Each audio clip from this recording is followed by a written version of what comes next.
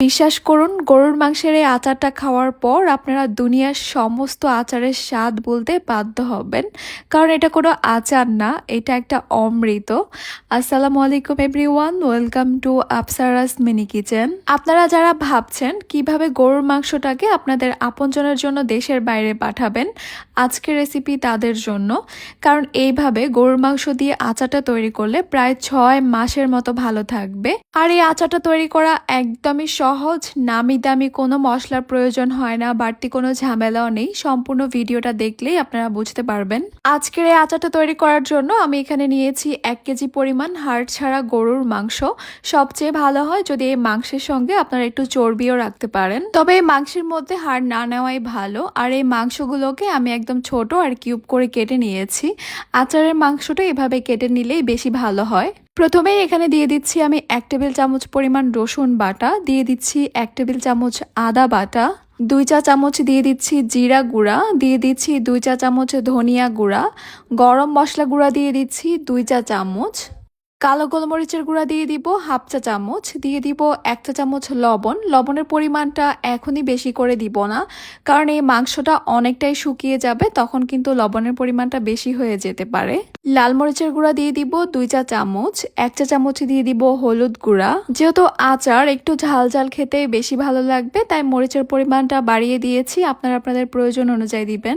এরপর এখানে দিয়ে দিয়েছি আমি 1/2 কাপ সরিষার তেল। এবারে সব কিছুকে একসঙ্গে খুব ভালো করে মাখিয়ে নিতে হবে। চাইলে এখানে সয়াবিন তেলও দিতে পারেন, তবে আমরা সবাই জানি আচারের টেস্ট সবচেয়ে বেশি ভালো হয় সরিষার তেলে। মাংসের সঙ্গে মশলাগুলোকে খুব ভালোভাবে মাখিয়ে নেওয়ার পর আপনাদের হাতে যদি সময় থাকে, আপনারা 30 মিনিট বা 1 ঘন্টার জন্য একটা ঢাকনা দিয়ে ঢেকে এগুলোকে রেস্টে রেখে দিতে পারেন।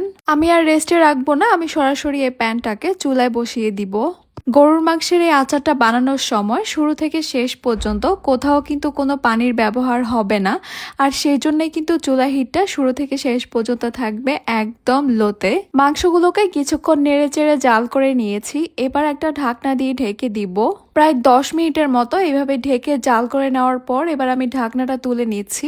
আর এখন দেখতে পাচ্ছেন মাংসের মধ্যে থেকে কিন্তু অনেকটাই পানি উঠেছে। যেহেতু এখানে এক্সট্রা করে কোনো পানি দিব না, তাই এই পানিটার মধ্যেই কিন্তু আমাদেরকে মাংসগুলো সিদ্ধ করে নিতে হবে 80%-এর মতো। গরুর মাংসের এই পানিটা শুকিয়ে যাওয়া পর্যন্ত আমি ঢেকেই রান্না করব, তবে একটু পর পর ঢাকনাটা তুলে আমি নেড়ে চেড়ে দিব। আমি প্রায় 40 থেকে 50 মিনিট পর্যন্ত এইভাবেই ঢেকে রান্না করেছি, আর এখন দেখতে পাচ্ছেন সমস্ত পানি কিন্তু শুকিয়ে গেছে। মাংসগুলো কিন্তু 80%-এর মতো সিদ্ধ হয়ে গেছে, সমস্ত পানি শুকিয়ে গেছে, কালারটাও কিন্তু খুবই সুন্দরভাবে চেঞ্জ হয়ে গেছে। এবার আমি চুলাটাকে অফ করে দিব, আর আচারের জন্য যে বাগার বা ফোড়নটা সেটা এখন তৈরি করব। প্রথমে একটা প্যানে নিয়ে নিব আমি 1/2 কাপ সরিষার তেল। তেলটা একটু গরম হয়ে আসলে এখানে আমি কিছু গোটা মশলা দিয়ে দিব। আমি এখানে নিয়েছি 6-7টার মতো এলাচ, নিয়েছি লবঙ্গ 6-7টার মতো, আর দিয়ে দিচ্ছি 2 টুকরা দারুচিনি। এরপর এখানে দিয়ে দিব আমি একটা বড় সাইজের রসুন কুচি, দিয়ে দিব 1 ইঞ্চের মতো আদা কুচি, ছোট বা দেশি রসুন দিয়ে দিব আমি প্রায় 10 থেকে 12টার মতো। এবার এই সব কিছুকে আমি তেলের সঙ্গে একটু কিছু সময়ের জন্য ভেজে নিব। রসুন আর আদা কুচিটা হালকা লালচে হওয়া পর্যন্ত ভেজে নিতে হবে। এরপর আমি মাংসগুলো এখানে দিয়ে দিব। খেয়াল রাখতে হবে আদা রসুন কুচি যেন পুড়ে না যায়, আদা রসুন কুচি হালকা লালচে করেই ভেজে নিতে হবে, পুড়ে গেলে কিন্তু পরে খেতে তিতা লাগবে। এরপর এখানে দিয়ে দিব 4-5টার মতো আস্ত শুকনো মরিচ, আর এটা কিন্তু চেষ্টা করবেন আদা রসুনের সঙ্গেই দিয়ে দেওয়ার। যদি আপনারা চান আপনাদের এই মাংসের আচারগুলো দীর্ঘদিন পর্যন্ত ভালো থাকুক, তাহলে এখানে তেলের পরিমাণটা কিন্তু আরো বাড়িয়ে দিতে হবে।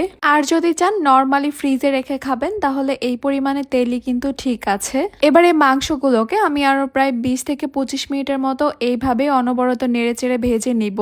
মাংসের আচারের মাংসগুলো এখন সম্পূর্ণভাবে সিদ্ধ হয়ে গেছে, আমি চুলাটা অফ করে দিয়েছি। যদি এই মাংসের আচারটাকে দেশের বাইরে পাঠাতে চান, তাহলে তেলটা আলাদা করে মাংসগুলো দিবেন, তারপর তেল অ্যাড করে নিলেই হবে। আমি একটা মাংস তুলে আপনাদেরকে দেখিয়ে দিচ্ছি, দেখতেই পাচ্ছেন এটা কতটা সফট হয়েছে। আমার মনে হয় না এই আচারের সম্পর্কে আপনাদেরকে আমার মুখে কিছু বলে দিতে হবে, কারণ আপনারা দেখেই হয়তো বুঝে গেছেন এই আচারটা ঠিক কতটা মজা হতে পারে। সম্পূর্ণভাবে ঠান্ডা হয়ে যাওয়ার পর এই আচারটাকে সংরক্ষণ করার জন্য একটা কাচের জারে রেখে দিতে পারেন। নর্মাল টেম্পারেচারে এই আচারটা প্রায় 15 দিনের মতো ভালো থাকবে। এর বেশি যদি সংরক্ষণ করতে চান তাহলে আপনারা ফ্রিজের নর্মাল টেম্পারে রেখে দিবেন।